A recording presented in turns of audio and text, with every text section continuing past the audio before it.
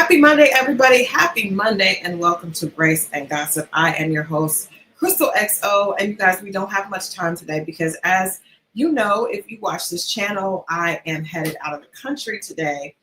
And so I wanted to make sure that we got in our good talk because there are two topics that I could not go to Italy without addressing. Two topics that I definitely had to address. One is Real Housewives of Atlanta. And the second is this ridiculousness that continues to be the Diddy trial. And so there's a couple of things I want to talk about, and then we're going to get in and get out. I will be with you guys later this week, but like I said, I am traveling. And so I just wanted to make sure that we could get in and have our convo for today because last night's episode of Real Housewives of Atlanta and just this entire season has been I'm not going to call it a shit show, but it definitely has been. I guess it's a transitioning season, right? This is a transitioning season. But there are a few issues. Number one, as you guys have probably heard, Brit Eady has decided to sue Bravo. But we're going to get into that. Actually, you know what? There are three topics that I want to get into tonight. But I'm going to say the first one I'm going to go quickly through just to give you guys an update. As you guys know, we always talk about Love and Marriage Huntsville. Love and Marriage Huntsville is on hiatus right now. We're not sure when the new season will be back. But we do know that it will be on the way. And hold on. I just want to make sure that I pull this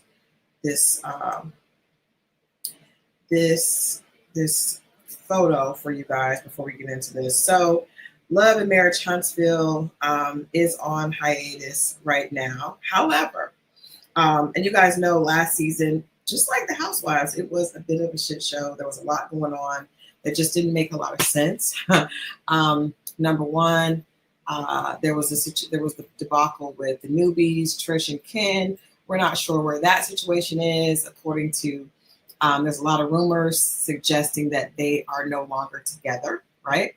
And then also there was this ridiculousness with Moses and Sonny because Moses initially was dating Destiny, broke up. He and Destiny broke up, but in the midst of them dating, he met Destiny's producer, behind the scenes producer, which was Sonny, and they both were from St. Louis. Coincidentally, Moses and Sonny started to have feelings for one another and ended up getting together about a month after he and Destiny officially broke up. The lines were blurry. You guys know Destiny and Melody went through on the girls' trip, went through the line. The lines were blurry. He was still reaching out to Destiny in October, and he was with Sonny in October, married Sonny in December. So there was a little bit of an overlap. Just doesn't make a lot of sense, but specifically for someone who was introduced by the other person, right? Sonny basically doubled down and said, that's my man, my man, my man. I don't care if he is Destiny's ex. I was never really her real friend. She doubled down. She stood by it. But then she had egg on her face when Moses, who had spent around 10 years on vacation, ended up going back to the Slammer because he was not supposed to be filming in Huntsville. He actually was still supposed to be in St. Louis. Very strange that he did not pay attention to those boundaries. But anyway, he went back to prison to finish the rest of his sentence. Now, yesterday or day before yesterday, we got news that Moses is home. Moses and Sonny are back together. Here they are. Sonny put up a post that through all the bad times and everything, they have managed to hold each other down. And she is extremely happy about having her man home.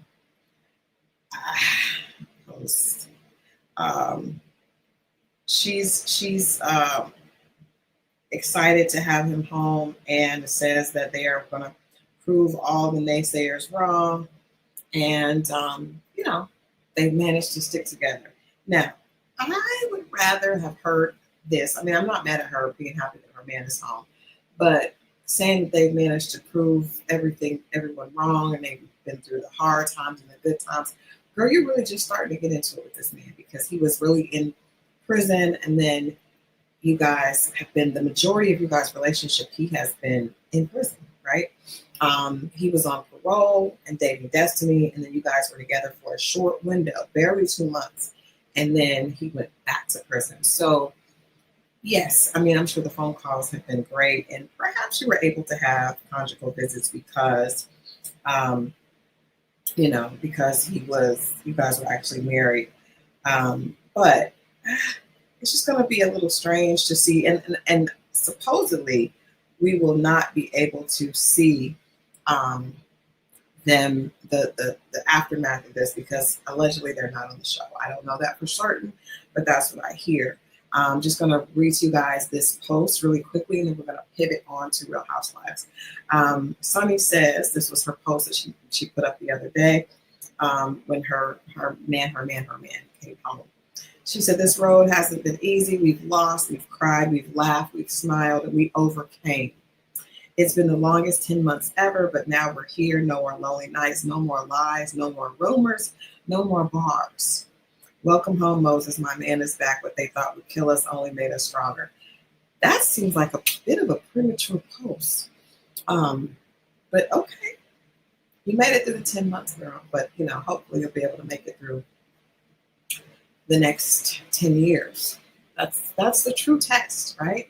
But yeah, it's interesting. We'll stay tuned in. I'm sure she'll be posting on social media, and actually Carlos would be smart to just bring them back. I mean, at this point, I think that their storyline is probably just as interesting as Destiny's, if not more. And although I think how they got together was horribly wrong, I also think that Love and Marriage Huntsville has earned its stripes on the back of ridiculous drama. So Melody and Martell are divorced. That was like the focal point of the show. So we're not going to get very much out of them. I mean, I think that turnip has been squeezed dry. So I think it's on to something else. So anyway, just wanted to let you guys know, you Love and Marriage Huntsville fans, that Moses is home. Hopefully he will stay on the right side of the law, and this will be their step moving forward. But we'll keep you posted. All right, moving on to our girl Brit Eady on The Real Housewives of Atlanta. This entire season has revolved around, to me, the elephant in the room was the issue with Britt and Kenya, and then Kenya being just gone from the show without really like an explanation. Just all of a sudden she was gone. Allegedly, for those of you that have not kept up with this, it was because of her at her grand opening for the Kenya Moore Hair Care Salon. She decided to get back at Britt for going off on her and threatening to be violent towards her by producing photos, blown up photos, poster-sized photos of Britt in a compromising situation. Kenya has her own YouTube channel and has shared with her viewers that the pictures that she found of Britt were on public domain on the internet. And I doubt that. I mean, I'm tempted to believe her because we did our research and we know that Britt was, has history of being scheduled to be a penthouse, on a penthouse reality show with Stevie J. So that definitely, anytime you put penthouse and Stevie J in the same sentence, there's some type of debauchery involved. But that was her background. She's more of a video girl, video vixen-ish type Stevie J person. So hearing that there were videos of her online were not surprising, but the fact that Kenya took screenshots and printed them out in this very sensitive culture, it caused her to be released from this season. We don't know if Kenya is released from Bravo. She's continued to make statements that she, got a check for the entire season and that she will be back. We're not sure. But the season went on with Britt. Britt getting into it with most of the other women. And the public's perception was just kind of that Britt didn't really belong on the show. Britt just didn't seem to have to come from the same ilk.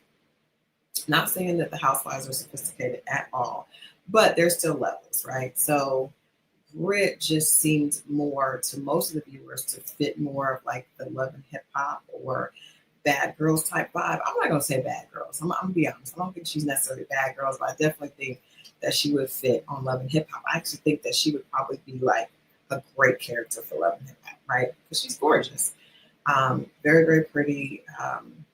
Is ready to be dramatic for no reason. I think that would fit better on Love and Hip Hop. But anyway, she didn't fit in with the ladies on Real Housewives. It just felt like one of these things does not belong. One of these things is not the same. Can you guess which one is doing their own thing? And it was Brit every single episode, from her coming with paper towels and I think like a couple of cases of water for the nonprofit relief that Shamia was hosting, to her being just, threatening to always have her pistol with her on camera, and then to the very lavender and potentially fake, allegedly fake marriage between her and her husband, Mike. Their interactions just don't seem real at all. It just doesn't. Even the storyline with her and her mom and her sister, it just doesn't feel authentic. It feels very much like she's playing a role of what she thinks a Real Housewife of Atlanta is supposed to be, and I think the public's backlash has reflected that. So moving forward, well, okay, you guys, Kane is here, and I'm gonna ask you guys to send love and light to Kane and to Gun Boss, because this is his last day with us. He is not going to be here.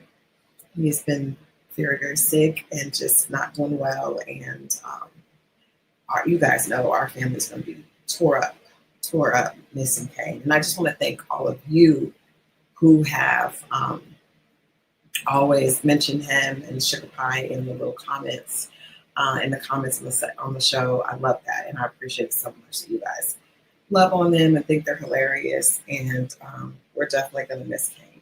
So I wanted him to be able to be here for one last show, but he's lying down. He doesn't feel good enough to go in and out like he usually does. So Britt has gotten into it with most of the ladies. She's gotten into it with Portia. She obviously got into it with Kenya. She's gotten into it with Angela, who Angela Oakley was not here for. She came right back like, girl, don't try me. I'm not playing with you. And and now she's, when I interviewed Phaedra for Collider, Phaedra said that she had gotten to know Britt, and Britt was like her favorite. But I also know Phaedra was telling me what she was playing to the camera because it was her premiere, right? It was right before she was on the show. But we see that even Phaedra's looking like, hey girl, you're making a lot of enemies. That's what Phaedra said about her last night, is that I think I need to give her some advice because she's making enemies of everyone here. And I think the reason that she's making enemies is because she doesn't belong. And I think she knows she doesn't belong. It just doesn't fit. It doesn't fit. And I think she feels that, right? Okay, Kate. It's like moving stuff around here. She knows it doesn't fit, and I think she feels uncomfortable, and she's self-conscious because of that. But anyway, we got word, headlines broke, that she is suing Bravo. That's right. Britt is suing Bravo to the tune of $20 million and alleging that the woman performing in the video, or the screenshots that Kenya produced that we did not see, the public did not see those, was not her. Does that make any sense at all? If it wasn't her, then why wouldn't she have said that initially? Why wouldn't that have been the rebuttal when the episode aired? That's not me anyway. I mean, that's the first thing I want to say. If someone is accusing me of performing intimate acts in pictures that have been made public, and it's not me, the first thing I say is, it's not me. I don't play to the story. I don't, it's not me. The second piece of this that is also ridiculous is that Britt came on this season claiming that she was an insurance agent.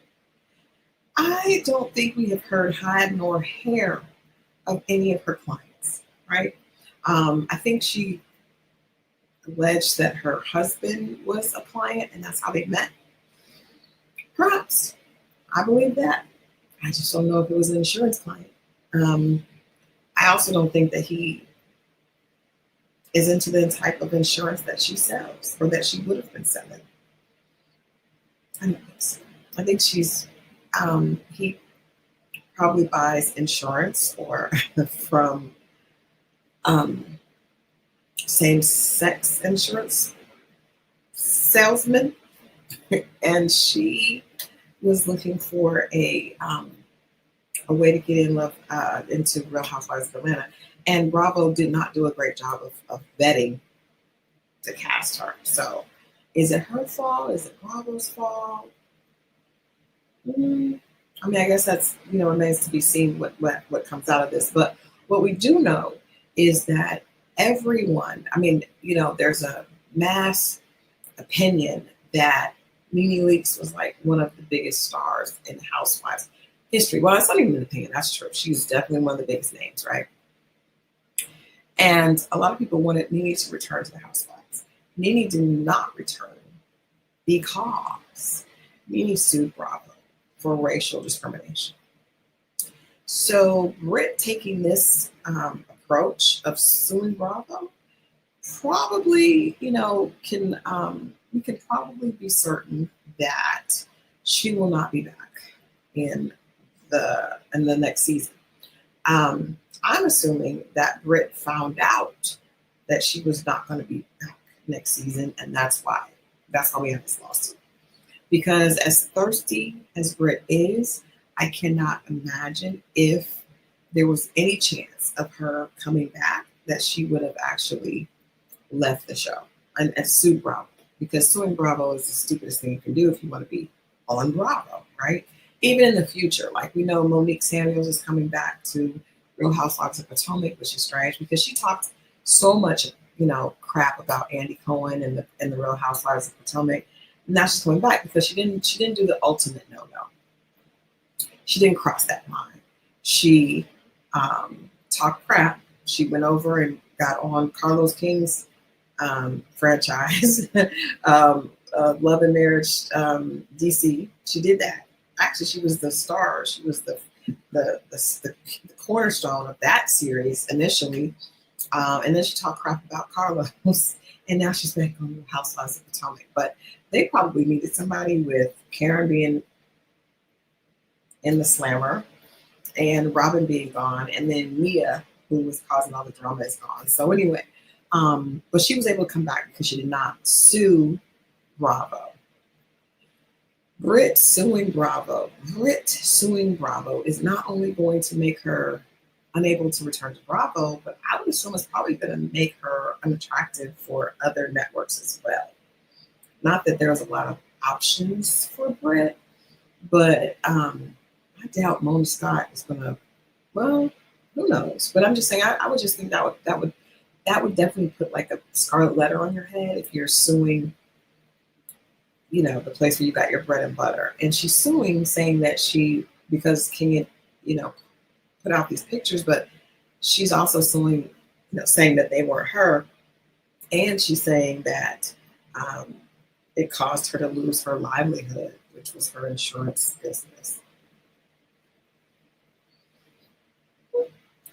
We'll see. I'll keep you posted as this story moves forward. But I just think that it's the writing on the wall for Britt. I'm assuming it's going to open the door for Kenya to return. Kenya did say some negative things about Bravo and even Andy Cohen, which I was surprised to see. But she's not suing them, and she made sure to let people know that she was still a Bravo employee. Also, before I leave this, I do want to say we learned that Britt skipped out on the reunion, which again was stupid. Like, she's extremely emotional. It just proved she was not built for this show. Because if you're built for this show, I knew it. I told you guys early on, when she talked about having a gun, a firearm. I should probably erase that. A firearm. After like the second or third episode, then I was like, yeah, she's not gonna cut it. She's not able to be emotionally mature, because if you're that angry in episode 2 or 3, in your first season, then you're definitely not gonna be able to cut. You're not gonna make the grade. And sure enough, she, made all these enemies over the season, and then did not have the emotional fortitude or wherewithal to show up for the reunion. And the reunion is like the biggest piece of the show. Like, it sets the tone for the next season. So by her skipping out, it meant she could not take the heat, and she had to get out of the kitchen. And so she's out of the kitchen. She's off the show. I think that most people felt like Angela was the best casting. Obviously, Shamia, is great on the show, but Shamia was already on the show for so long. I'm not sure. I'm not really sold on Kelly yet. I'm still trying to figure out if I feel like that's going to be good or not. But I think she probably secured another season. So you guys let me know what you think in the comments. Do you think that out of all the people to leave this season, that Britt should be the only one? Are you surprised to see that Britt is already gone? And do you expect to see her on another reality show? What do you think about Angela and Kelly? My last comment on last night's episode, I like Shamia, but I just think that if you hear that your daughter is sick and you're in Grenada and you're sitting there crying, why wouldn't you just leave? Like, I didn't understand that. I just don't understand, why didn't you just get up and leave? Like, at the point that you hear your daughter is sick, even if she's, and your daughter has an illness, why not just call and get a plane? You have ridiculous amounts of money. You could have just got a private jet to come and get you and take you home. Am I crazy? Y'all let me know. I just was like, I'm not going to sit and cry on the sofa if my daughter is sick. I'm going to leave and go to her and my husband. Just saying. Let me know what you guys think about that. I like Shamia. I'm sure there was a reason for it, but I just don't understand what that reason was. So moving on to the foolishness that is the Diddy trial. Actually, there are so many takeaways in this trial that it's amazing. Like, every day there's something ridiculous that happens on the stand with witnesses. But what I want to talk about today is the fact that 50 Cent is always right. This is 50 Cent and Daphne Joy. Now, if you guys remember, it's a very odd photo for a number of reasons. The little boy is cute. I thought he looked like 50, but now that I see them together, he looks like both of them. Okay. If you guys remember, a few months ago when all this stuff came out about the trial, 50 went to his social media calling Daphne, his child's mother, that he's in this photo with here, a little sex worker. Now, we weren't privy to the trial at this point, so we didn't know what he was talking about. He kept calling her like, he's like a little sex worker, and he was talking, and everybody thought he was being really, really mean. I thought he was being really mean. I was like, why is he talking to her like that? Why is he like calling her a sex worker and saying, well, it turns out that 50 was privy to this information that we learned when she took the stand last week. I think she's actually still on the stand today. But so I'm sure more things will be out shortly.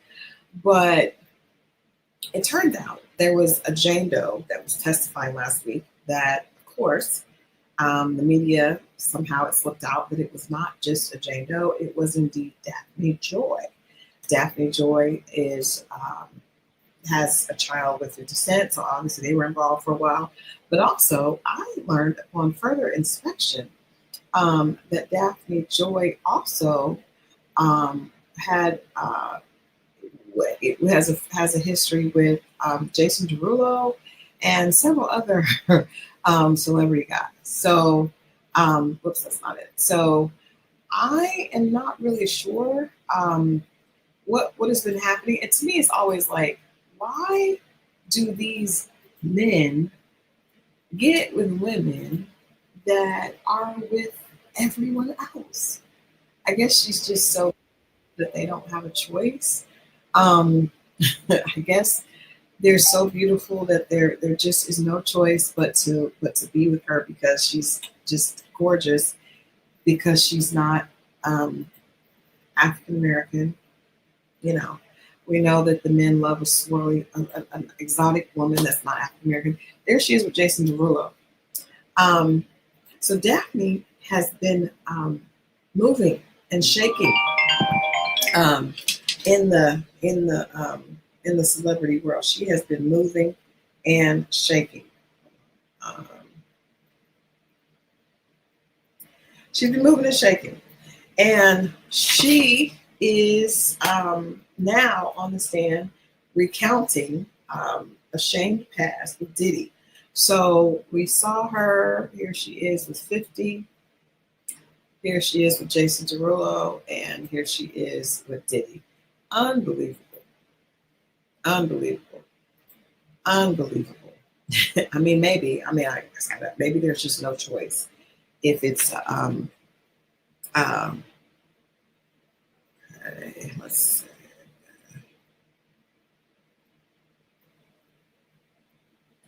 Um, yeah, maybe there's just no choice because she's Asian and available. Obviously that's what men want. Asian and available and beautiful. Beautiful Asian available, not black, because that doesn't translate that much through the black entertainers. And yeah, I know I'm being petty, but I'm just saying that's how it is. We know that. 50 suggested have a baby by me, be a millionaire. I don't know what happened to that because I thought that he made her a millionaire, but maybe he didn't because we found out that Diddy has been paying her 10 grand a month. Now, I said to you guys last week, this case worries me because it basically is showing that, people are blaming victims and. However, I have to be honest. If you there's an audio out snippet out of Diddy basically trying to break up with her, basically telling her that she was upset because Diddy was on her birthday. He made her do a freak off, which she called a hotel night. Her version of that is hotel night, not freak off. So she had to do a hotel night that was her with 3 different men on her while he watched on her birthday. And then she happened to look online and see that he had taken Carisha, aka Young Miami, aka half of the City Girls, to Turks and Caicos. And Daphne said she wanted to go to Turks and Caicos, and her feelings were hurt because it was her birthday, and she shouldn't have had to be with 3 men on her birthday. And he took Carisha to Turks and Caicos, and she wasn't even, doing all that. Excuse me if I'm not, I don't really have a lot of tears for Daphne. I don't have any tears for Daphne. First of all, Daphne, what are you doing? What in the hell are you doing? You have managed to be with some of the most successful Black men in entertainment, and you are signing up to have freak offs on your birthday, and then acting like you don't have a choice. What are you doing, Daphne? You already have a son with 50 Cent. I would assume that should finance all of your issues. But Daphne is still trying to get more money. And Daphne obviously cannot live in any type of home or residence that is less than $10,000 a month. No, she can't do it. She is unable to do it. The rest of us, be damned. Daphne cannot do it. So she needs this money. She needs this money from Diddy. She cannot live without it. So she has to do the freak offs. And how dare him take Carisha? First of all, everybody keeps saying, okay, well, he didn't treat Carisha like that. Do we know that for sure? Up until this testimony, we didn't know that Daphne was doing freak offs with Diddy. 50 did. And now I understand why he called her a little sex worker, because that is a sex worker. If you're getting paid 10 grand a month, and in the audio clip, Diddy says you need to get on your job. Her job was to freak off. 14 grand a month. I don't know what her child support is, but Daphne has a lot of needs. Is Daphne a victim? It's not how I define victim, you know. Let's see how old Daphne is. Let's just see, just for shits and giggles, let's see how old Daphne is. Daphne, how old is Daphne? Because we believe, Daphne is 38 years old. I don't know how old she was when she started with Diddy, but this is like, nah, she wasn't 19. She wasn't anywhere near 19. But she came after Cassie. So that would mean maybe it went around 30, 32, 33. No, that's not a victim. That's a woman that is, and then don't forget, she's here. And then she's here. And then she's here. So I don't think Daphne is a victim. I think Daphne is a willing participant and has chosen a career that will that could be taxing on one's body, but that's what she chose to do. Yeah, I don't think. I mean, I don't make this clear. I hope that Diddy is convicted of everything that they're, suggesting he did, and then he goes to jail. However, Daphne is no victim, and 50 Cent really is no victim either, because you chose this woman to have your child. So she may be a little sex worker, but that's what you choose. That's what you choose. You chose a sex worker, or a woman that had a proclivity to be a sex worker, to have your child. So, thank God you didn't get another black woman, because obviously you prefer a mixed race child.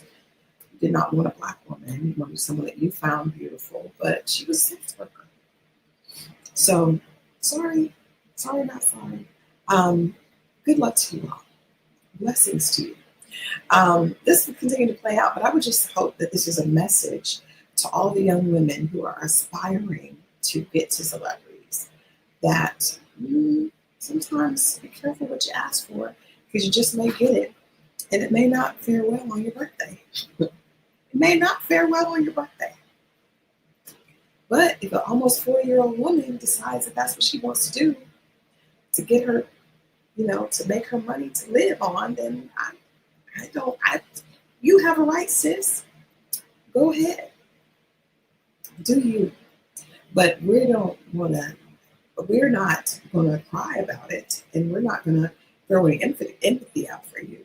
I do hope, like I said, I hope this encourages women who may have been passed over for that to be thankful and realize that man's rejection in anything that has to do with the entertainment industry has been God's protection. Man's rejection has been God's protection. Please make sure that you are realizing that sometimes things that we think we want, we really don't, right? So I'm going to end on that note. Sugar Pie, come here, Sugar Pie. Come here, let the people see that you're ready to go. Well, neither Sugar Pie or Kane want anything to do with today. Come here, Mama. Come here. Yeah, well, you guys tune into the show. Tune into the channel. Make sure you subscribe, and you'll see video from Sugar Pie and I, our travel to Italy. Again, please send good energy and good vibes to Kane and myself, but most importantly, Gun Boss, because Gun Boss that's been Kane's daddy since Kane was 6 weeks old, and we are saying goodbye to him on tomorrow. So anyway, I love you all for watching. Make sure that you're tuned in on Wednesday. Scorpio Mo and I will be attacking more dating dilemmas, disasters, and deal breakers on Dating Diaries. And stay tuned to the channel so you guys can see my voyage to Italy. All right, I'll be in touch. I love you guys for watching. Have a great week. Make it a great week. This is Monday. That means you can make it a great week. All right, I'll see you Wednesday.